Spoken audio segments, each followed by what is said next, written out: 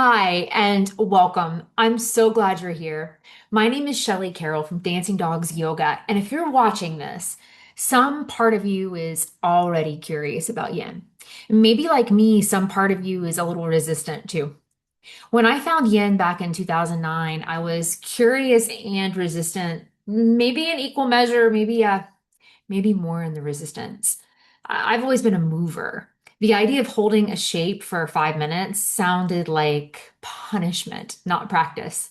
So if there's a skeptic in you, good. Bring them along because yin can handle it. Here's why I'm thinking yin matters, especially right now. We live in a young world. It's fast, bright, loud, productive, always on. And most people who walk into our yoga classes are running on empty, wired, overstretched, disconnected from their own bodies.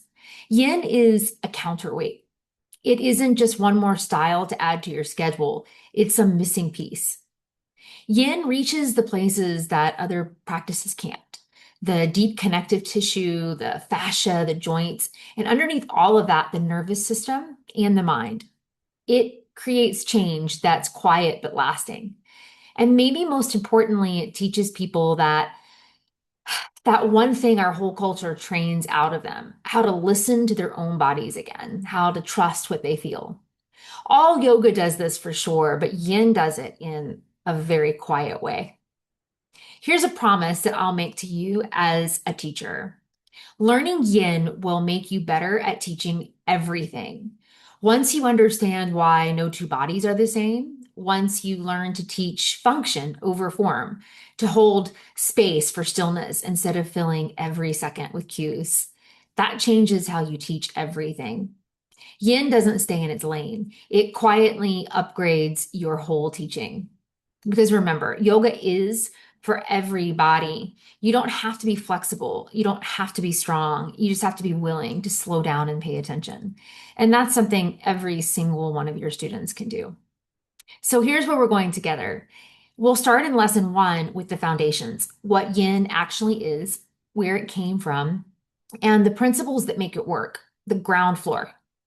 In lesson two, we'll dive into the philosophy, the deeper worldview underneath the practice. It's where yin stops being a set of poses and starts becoming a way of seeing. Lesson three is the anatomy of yin, the body itself, why depth is so individual, how fascia behaves, and why and what we're targeting when we hold. Lesson four is the biggest one. It's the energetics, and I'll break it into a couple of different parts.